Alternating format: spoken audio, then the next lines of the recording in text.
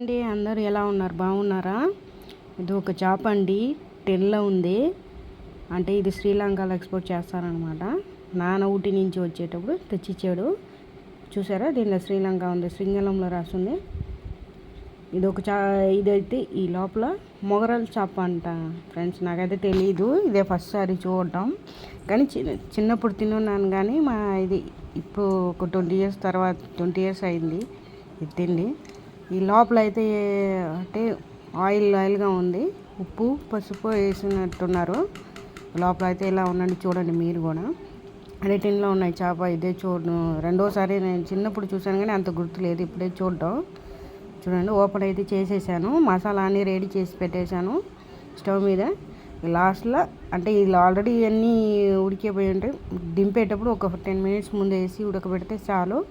కూర అయితే రెడీ అయిపోయిందండి ఫ్రెండ్స్. వీడియో నచ్చితే లైక్ చేయండి, షేర్ చేయండి ఫ్రెండ్స్.